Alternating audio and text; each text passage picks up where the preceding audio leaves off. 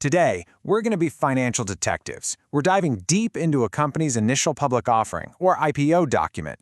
These things are fascinating because they reveal a company's biggest dreams, its financial reality, and yeah, even its deepest fears. And we're going to do it by looking at a real-world example, Fujiyama Power Systems, a company trying to ride India's absolutely massive solar energy wave.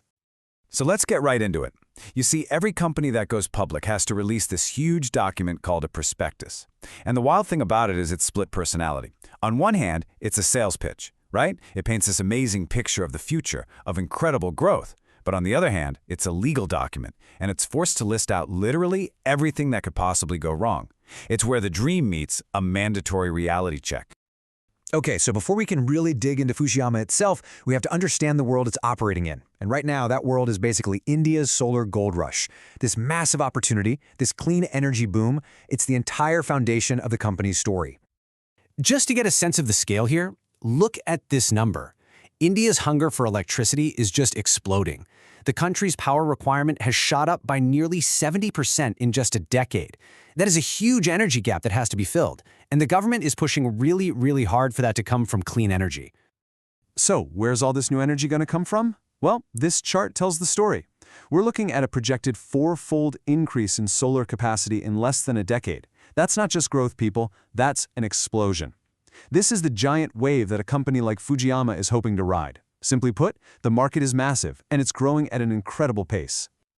All right, so with this gigantic market as our backdrop, let's zoom in on our company, Fujiyama Power Systems. So, who are they, and what's their plan to grab a piece of this solar boom? So, the first thing to know is that they're playing the field with two different brands, UTL Solar and Fujiyama Solar. Their prospectus really highlights this dual-brand strategy, and it makes sense.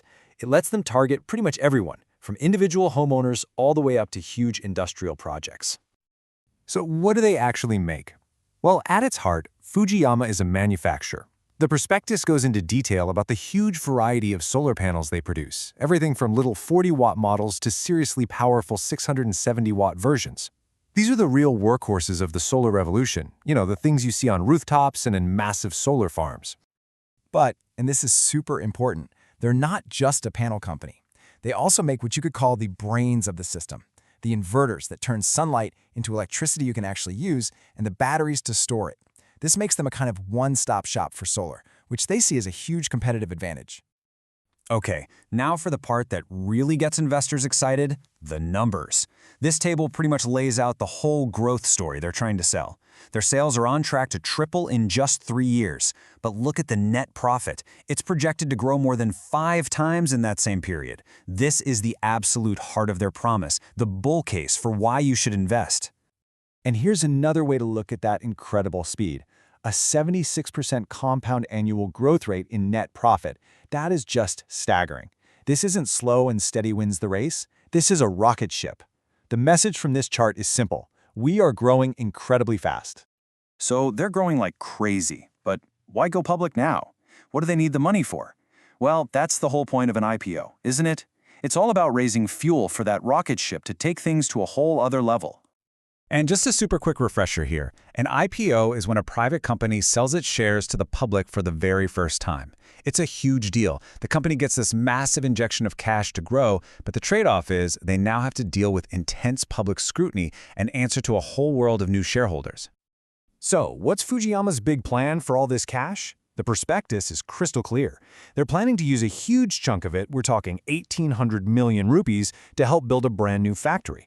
They see that tidal wave of solar demand coming, and they're raising money now so they have the capacity to meet it. It's a classic growth story. Okay, so we've seen the dream, the rocket ship growth, the massive market, the new factory on the horizon. But remember what I said at the start? Every prospectus has a warning label. So now, it's time to read the fine print in the risk factors section. And this is a big one, folks. A direct quote from their own document. They state that a significant part of their raw materials comes from China. Now, in today's world with all the geopolitical tensions and fragile supply chains, that's not just a minor detail. That is a major vulnerability that could hit their costs and their ability to even make their products. And the risks don't stop there. The prospectus lists a ton more. Let's just quickly look at 4 key ones. First up, competition is fierce, especially from what they call low-cost Chinese manufacturers, which could totally squeeze their profits. Second, all their factories are clustered up in northern India, which makes them vulnerable if anything goes wrong in that specific region. Third, their own auditors flag some issues in recent reports, which is always a bit of a red flag for investors. And finally, their success really hangs on a small group of senior managers. It's what you call key person risk. All right, let's pull all of this together. We've seen the exciting growth story, and we've seen the pretty sobering list of risks. Probably the best way to get your head around all this is to frame it as a classic bull versus bear debate. So, on one side of the coin, you've got the powerful bull case. They're riding a tidal wave of solar demand in a booming economy. Their financial growth is absolutely explosive, and they're raising money to expand. That's the dream. But on the other side, the bear case is just as compelling.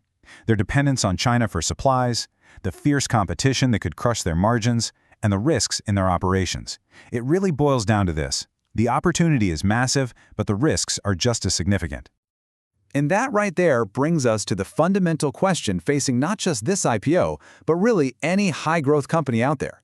The story is compelling, the numbers look incredible, but for them to succeed, they have to execute perfectly while navigating some really serious threats. So when you analyze a company like Fujiyama, you're not just looking at their products, you're betting on their ability to turn that incredible promise into a reality.